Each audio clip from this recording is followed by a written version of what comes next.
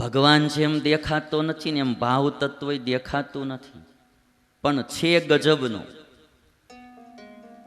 અમુક ચીજો આ દુનિયામાં ઈશ્વરે એવી બનાવેલી છે દેખાતી નથી, પણ એના વિના બિલકુલ ન ચાલે.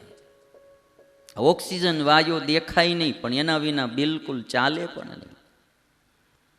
એમ ભાવ તત્વ છે એ દ્રવ્યાત્મક તત્વ નથી, દેખાય નહીં. આ માળા છે ને દ્રવ્યાત્મક તત્વ કહેવાય, એટલે મારી તમારી બધાની નજરમાં દેખાય. આ આઈપેડ છે તો એ બધાની નજરમાં દેખાય, હાર્મોનિયમ બધાની નજરમાં દેખાય. આ દ્રવ્યવાચક બધા પદાર્થો છે. ભાવ તત્વ એ દેખાતું નથી, પણ કામ બહુ મોટા મોટા કરે છે. શબરીના દિલમાં એક રામ પ્રત્યે ભાવ હતો, ભગવાનમાં ભાવ હતો, તો ભગવાન રામ વગર આમંત્રણે શબરીની ઝૂંપડીએ પધાર્યા અને એના બોર ભગવાન જમ્યા.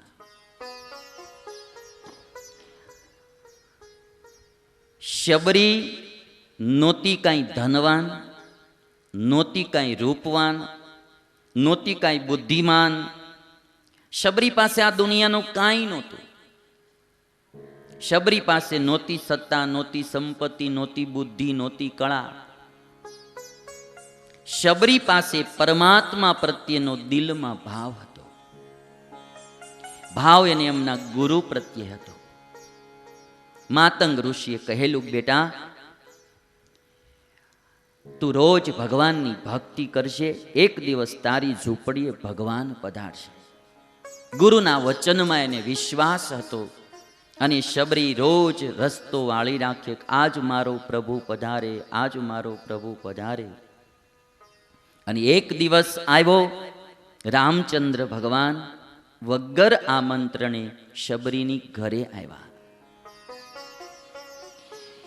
હવે વર્ષો પેલા શબરી થઈ, આજે પણ ભારત દેશની જનતા શબરીને યાદ કરે. આપણી 7મી પેઢીના દાદાઓના નામ આપણને યાદ નથી, પણ શબરી લોકોને યાદ છે.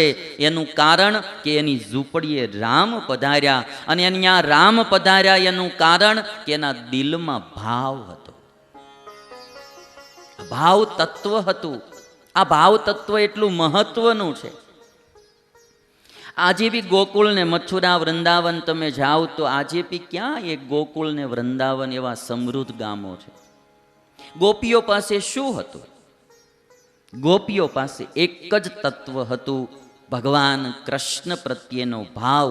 અને ભાવને કારણે ભગવાન ત્યાં રહ્યા, લીલાઓ કરી. આજ વર્ષો પછી ક્યાંય પણ પ્રીતિનું દ્રષ્ટાંત લખાય એટલે કૃષ્ણ ને ગોપી આવે ને ભગવાનમાં ભાવ, ગુરુમાં ભાવ, માત પિતામાં ભાવ, સમાજ પ્રત્યે ભાવ, ગાયોમાં ભાવ, દિન દુખિયા પ્રત્યે ભાવ, એ માણસને આનંદથી ભરે છે. આજે હું બગસરામાં એક ભાઈને ત્યાં પધરાવણે ગયેલો, યુવાન પંકજ એનું નામ હતું. જુવાનીઓ, બ્લાઇન્ડનેસ એને હતી, એટલે આંખોમાં સૂઝતું નહોતું. રાત આંધળા હતા જન્મથી, ધીરે ધીરે આંખો જતી ગઈ, હવે દિવસે બી સૂઝે નહીં. એને એક બગસરામાં જૂનું મકાન, એ મકાન સવારથી આખું ખોલી રાખે, અને ગામની બધી ગાયો ત્યાં આવે. આ ભાઈ એને રોજ નીણ નાખે, ખોળ ખવડાવે. સાંજ સુધી ગાયો ત્યાં ગમે તે ગાય આવે અને ખવડાવે. સાંજે ગાયો વહી જાય, દરવાજો બંધ કરી દે, વળી સવારે દરવાજો ખોલે. મને પરાયણે ત્યાં લઈ ગયા. મને કે સ્વામી આવો, અને આ અમારી સેવા અવિરત ચાલુ રહે ને એવી તમે આશીર્વાદ દો. કે મેં કીધું આ ગાયો કોની અહીંયા આવે છે? આ ગામની હોય કે કોઈ બીજા? ઈ કે ગામની હોય કે ભરવાડની હોય, મારે ઘરે આવે એટલે ઈ ગાય ઠાકોરની ગાય. કે એમ મારે આંગણે આવે એટલે ઠાકોરની ગાય. સુરદાસ માણસ છે, આંખે દેખાતું નથી, પણ એનો કોન્ફિડન્સ મેં જોયો. મને કે સ્વામીજી મને આંખે દેખાતું નથી, પણ આ દુનિયામાં કોઈ કામ અશક્ય નથી હો. મારા માટે કોઈ કામ અશક્ય નથી. પોતે બિઝનેસ કરે છે, મકાન બી સારામાં સારું બનાવ્યું છે બગસરામાં, આટલી સરસ મજાની સેવાઓ કરે, બ્લડ ડોનેશન કેમ્પ કરે, ચક્ષુદાનના કેમ્પો કરે, સામાજિક કામ કરે, ધંધો કરે, પોતે અંધ. મેં ત્યારે કહ્યું કે જે માણાના દિલમાં કંઈક ભાવ હોય ને, એ માણસ આંધળો હોય તોય કામ કરી શકે, દેખતો તો કરે, એમાં શું કેવું ભાઈ? જો દિલમાં ભાવ હોય તો.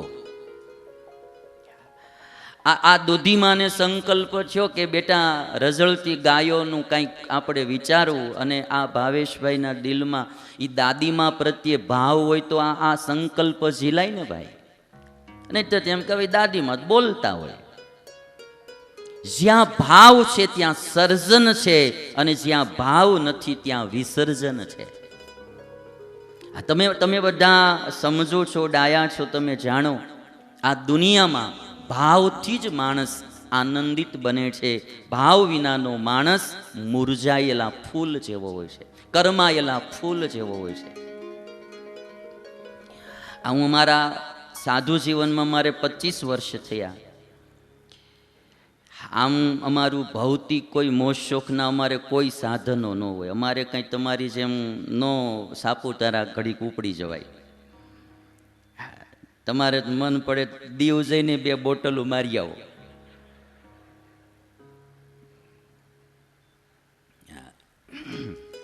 એક બેન એની બેનપણીને કહેતા હતા, એ કે જેમ શંકરના પતિ સતી હતા, એ કે, અને એ સતી હતા, એ શિવની પાછળ જેમ સતી થઈ ગયા ને, એમ મારા પતિ પાછળ સતી થઈ જવું છે. તેની બેનપણી કે સતીના પતિ શિવ હતા ને તમારા પતિ દર રવિવારે દીવ હોય છે. આ તમે ખોટું મરવાનું રેવા દો એની વાહ. કે એટલે ભૌતિક કોઈ મોજ શોખ, ખાણી પીણી, હરવું ફરવું, કપડાં લત્તા, આ તે, એ અમારે કશું જ કંઈ હોય નહીં સાચું. પણ છતાંય અમારી જિંદગીમાં કોઈ દી દુઃખ નહીં ને આનંદ છે. એનું કારણ શું?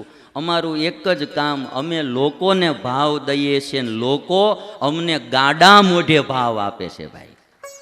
પુષ્કળ લોકોનો ભાવ પ્રેમ મળે. જે ગામમાં જાય એટલો આદર, સત્કાર, ભાવ, પ્રેમ. જિંદગી ભાવથી ભરેલી હોવી જોઈએ. ખાસ કરીને મારે બધાને વિનંતી કરવી, આ દુનિયાની વસ્તુ પદાર્થ બધી મારે તમારે જરૂર પડે, જરૂર, પણ એને એટલી બધી પ્રધાન ન કરી દેવી કે એમાં ભાવ તત્વ ગૌણ થઈ જાય. એમાં આપણા મા બાપ ગૌણ પડી જાય, આપણો પરિવાર ગૌણ પડી જાય, આ આપણી સંસ્કૃતિ ગૌણ પડી જાય. એટલા વસ્તુ પદાર્થને પ્રધાન ન કરવા.